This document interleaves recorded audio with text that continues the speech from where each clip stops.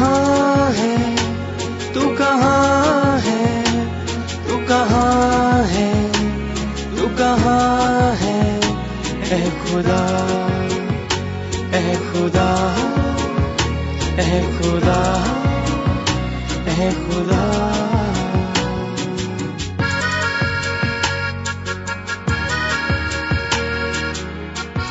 خدا کی تلاش. آج ہمیں اپنے ارد گرد کوئی نہ کوئی ایسا شخص ضرور ملے گا جو خدا کے وجود سے انکاری ہے، یعنی ملحد ہے. ان کی ملحدانہ سوچ کے پیچھے کیا محرکات ہیں ہم نہیں جانتے، مگر ہم اتنا جانتے ہیں کہ شاید خدائے واحد کے بارے میں ان کا علم ناقص و کمزور ہے، جس کی وجہ سے وہ خدا کے وجود ہی سے انکاری ہو گئے.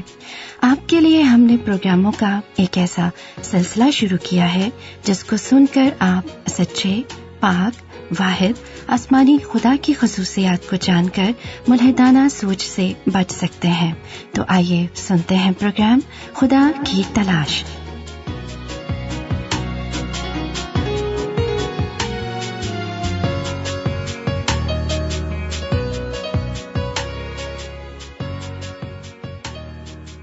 تفرقے، نفرتیں، لڑائی جھگڑے اور دشمنیاں ہماری روزمرہ زندگی کا ایک حصہ ہیں. بلکہ اب تو اگر بھولے سے کہیں امن و صلح کی کوئی چھوٹی سی کرن نظر آ جائے تو ہم حیرت میں ڈوب جاتے ہیں کہ یہ کون سی مخلوق ہے. یہ ہماری ہی دنیا کا حصہ ہے نا. مطلب یہ کہ ہم توڑ پھوڑ کے اتنے عادی ہو چکے ہیں کہ کہیں محبت اور شانتی دیکھ کر ہی جل جاتے ہیں اور کوشش کرتے ہیں کہ کوئی ایسی چنگاری سلگائی جائے کہ ہر طرف آگ بھڑک اٹھے اور ہم کھڑے اجڑنے کا تماشا دیکھتے رہیں. ہاں، یہ سچ ہے کہ کچھ لڑائی جھگڑے دوسروں کی شرانگیزی سے جنم لیتے ہیں، مگر اکثر اوقات اپنی توڑ پھوڑ کے ذمہ دار ہم خود ہوتے ہیں. دنیا والوں کی بات چھوڑیے، خدا کے لوگ بھی کسی سے کم نہیں. حسد، نفرت، لالچ، بغض، تکبر، ہر دھرمی، چغل خوری، غیبت، الزام تراشی، بدتمیزی اور گھٹیا زبان ان کا شیوا بن چکا ہے. چھوٹی چھوٹی بات پر غصہ اور پھر دنوں، ہفتوں، مہینوں اور سالوں ایک دوسرے سے بات نہ کرنا اور بدنام اور رسوا کرنے کا کوئی موقع ہاتھ سے نہ جانے دینا اور پھر ریاکاری سے نیکو پارسا بن کر دعائیں بھی کرنا، ہدیے بھی چڑھانا اور خدا کے کلام کو بطور ہتھیار استعمال بھی کرنا تاکہ دل کی بھڑاس خوب اچھی طرح سے نکل جائے. آئیے دیکھتے ہیں کہ خداوند کا پاک کلام اس بارے میں کیا کہتا ہے. تم میں لڑائیاں اور جھگڑے کہاں سے آگے؟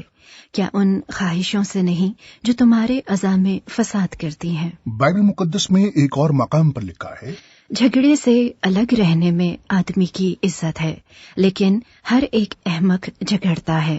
خدا چاہتا ہے کہ ہم جھگڑے سے الگ رہیں اور بے وقوفی کی حجتوں سے بھی باز رہیں. پاک الہامی کلام میں لکھا ہے، بے وقوفی اور نادانی کی حجتوں سے کنارہ کر، کیونکہ تو جانتا ہے کہ ان سے جھگڑے پیدا ہوتے ہیں، اور مناسب نہیں کہ خداوند کا بندہ جھگڑا کرے، بلکہ سب کے ساتھ نرمی کرے اور تعلیم دینے کے لائق اور پرتباد ہو اور مخالفوں کو حلیمی سے تادیب کرے. شاید خدا انہیں توبہ کی توفیق بخشے تاکہ وہ حق کو پہچانے. ہمارا خدا صلح پسند خدا ہے، اس لیے وہ چاہتا ہے کہ ہم ایک دوسرے کے خلاف بدی اور انتقام سے پرہیز کریں، بلکہ میل ملاپ اور امن و صلح سے رہیں. خدا کے زندہ کلام میں لکھا ہے، بدی کے عوض کسی سے بدی نہ کرو. جو باتیں سب لوگوں کے نزدیک اچھی ہیں ان کی تدبیر کرو. جہاں تک ہو سکے تم اپنی طرف سے سب آدمیوں کے ساتھ میل ملاپ رکھو. اے عزیزو، اپنا انتقام نہ لو بلکہ غضب کو موقع دو، کیونکہ لکھا ہے کہ خداوند فرماتا ہے کہ انتقام لینا میرا کام ہے، بدلہ میں ہی دوں گا. بلکہ اگر تیرا دشمن بھوکا ہو تو اس کو کھانا کھلا، اگر پیاسا ہو تو اسے پانی پلا، کیونکہ ایسا کرنے سے تو اس کے سر پر آگ کے انگاروں کا ڈھیر لگائے گا. بدی سے مغلوب نہ ہو بلکہ نیکی کے ذریعے سے بدی پر غالب آؤ. اور خداوند خدا کہتا ہے، بدی کو چھوڑ اور نیکی کر، صلح کا طالب ہو اور اسی کی پیروی کر.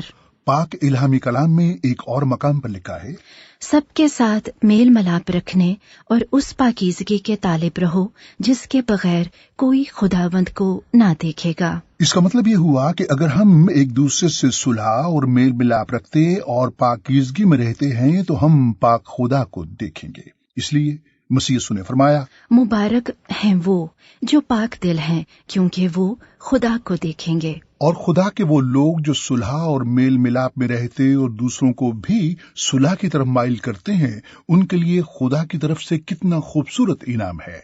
मसीह यीशु ने फरमाया, मुबारक हैं वो जो सुलह कराते हैं, क्योंकि वो खुदा के बेटे कहलाएंगे। मोज़-ए-सामीन, अमन सुलह का सरचश्मा खुदा है।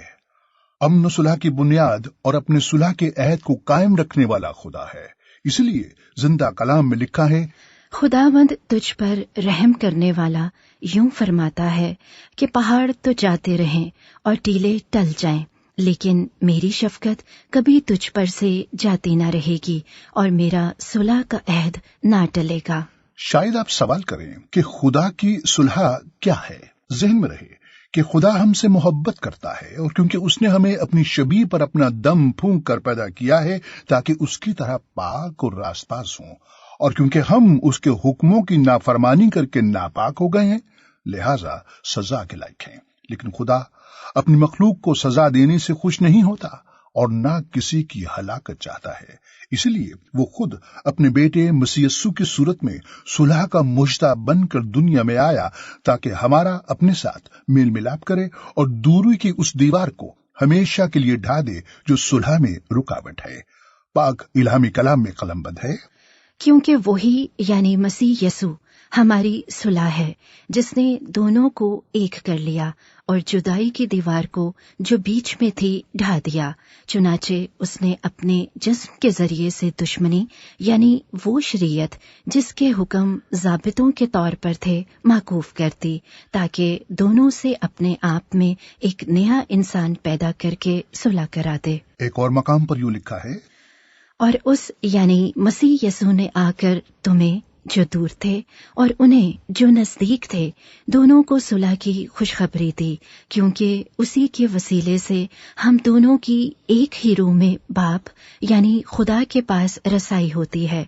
बस अब तुम परदेसी और मुसाफिर नहीं रहे, बल्कि मुकद्दसों के हमवतन और खुदा के घराने के होगे। मसीह यीशु के वसीले से बने नो इंसान को सुलह की खुशखबरी और सुलह का मुश्ता जकरिया नबी ने सदियों पहले पेशनगोई करते हुए यूं सुनाया, ए बिन्नते सय्यून तू नहायत शादमान हो, ए दुख्तरे यरूशलेम खूब ललकार, क्योंकि देख तेरा बादशाह तेरे पास आता है। वो सादिक है और नजात उसके हाथ में है। वो हलीम है और गधे पर, बल्कि जवान गधे पर सवार है, और मैं इफ्राईम से रथ और यरूशलेम से घोड़े काट डालूंगा और जंगी कमान तोड़ डाली जाएगी, और वो कौमों को सुलह का मुश्ता देगा। जकरिया नबी की इस पेशनगोई में सादी को हलीम मसीह यीशु की तरफ इशारा है, जो जवान गधे पर सवार सुलह का शहजादा बनकर यरूशलेम में दाखिल हुआ। पाक इल्हामी कलाम में यूं लिखा है, और जब वो यरूशलेम के नजदीक पहुंचे और जैतून के पहाड़ पर बैत फगे के पास आए, तो यीशु ने 2 शागिर्दों को ये कहकर भेजा कि अपने सामने के गांव में जाओ। वहां पहुंचते ही एक गधी बंधी हुई और उसके साथ बच्चा पाओगे। उन्हें खोलकर मेरे पास ले आओ, और अगर कोई तुमसे कुछ कहे तो कहना कि खुदावंद को इनकी जरूरत है, वो फिलफौर उन्हें भेज देगा। ये इसलिए हुआ कि जो नबी की मार्फत कहा गया था वो पूरा हो कि सय्यून की बेटी से कहो कि देख तेरा बादशाह तेरे पास आता है। वो हलीम है और गधे पर सवार है, बल्कि लादू के बच्चे पर। बस शागिर्दों ने जाकर जैसा यीशु ने उनको हुक्म दिया था वैसा ही किया, और गधी और बच्चे को लाकर अपने कपड़े उन पर डाले और वो उन पर बैठ गया। और भीड़ में के अक्सर लोगों ने अपने कपड़े रास्ते में बिछाए और औरों ने दरख्तों से डालियां काटकर राह में फैलाई, और भीड़ जो उसके आगे आगे जाती और पीछे पीछे चली आती थी पुकार पुकार कर कहती थी, इब्ने दाऊद को होशना। مبارک ہے وہ جو خداوند کے نام سے آتا ہے، عالم بالا پر ہوشنا۔ اور جب وہ یروشلم میں داخل ہوا تو سارے شہر میں ہلچل پڑ گئی اور لوگ کہنے لگے، یہ کون ہے؟ بھیڑ کے لوگوں نے کہا، یہ گلیل کے ناصرت کا نبی یسوع ہے۔ مسیح یسوع گھوڑے پر جنگجو سپہ سالار بن کر نہیں بلکہ صلح و سلامتی کا شہزادہ بن کر اور جوان گدھے پر بیٹھ کر یروشلم میں داخل ہوا، کیونکہ گھوڑا، رتھ اور کمان جنگ کی نشانی ہے۔ لوگ اس غلط فہمی میں تھے کہ مسیح گھوڑے پر بیٹھے ہاتھ میں تلوار اٹھائے انہیں رومیوں کے چنگل سے آزاد کرے گا، مگر مسیح نے استقبال کرنے والوں کو واضح پیغام دیا کہ وہ جنگ کا نہیں بلکہ نجات، خوشی اور صلح کا مژدہ دینے دنیا میں آیا ہے۔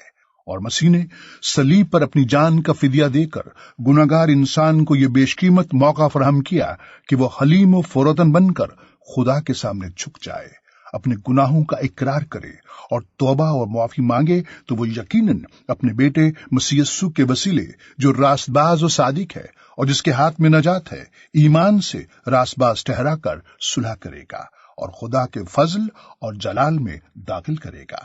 پاک الہامی کلام میں لکھا ہے، بس جب ہم ایمان سے راست باز ٹھہرے تو خدا کے ساتھ خداوند یسوع مسیح کے وسیلے سے صلح رکھیں، جس کے وسیلے سے ایمان کے سبب سے اس فضل تک ہماری رسائی بھی ہوئی جس پر قائم ہیں، اور خدا کے جلال کی امید پر فخر کریں۔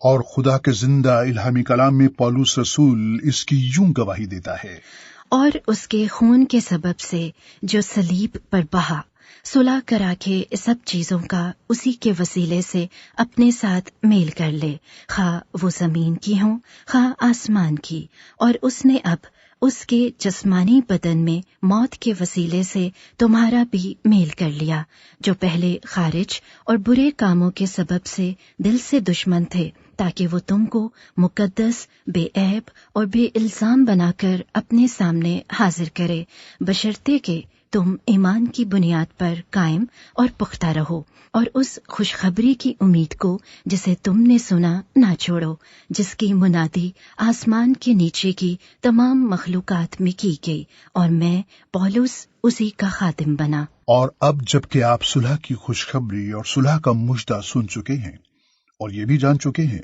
کہ خدا کے ساتھ صلح کا صرف ایک ہی وسیلہ ہے اور وہ ہے خداوند یسوع مسیح، کیا آپ صلح کے لیے تیار ہیں؟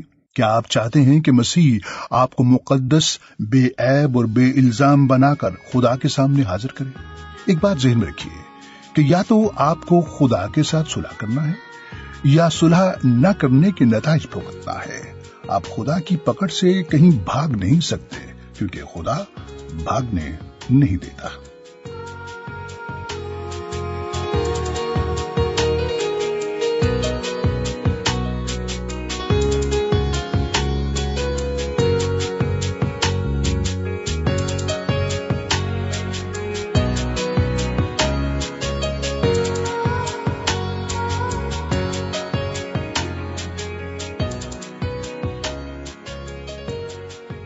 جی ہاں، خدا بھاگنے نہیں دیتا۔ خدا کی یہی وہ خوبی ہے جس کا ہم اپنے اگلے پروگرام میں ذکر کریں گے، سننا مت بھولیے گا۔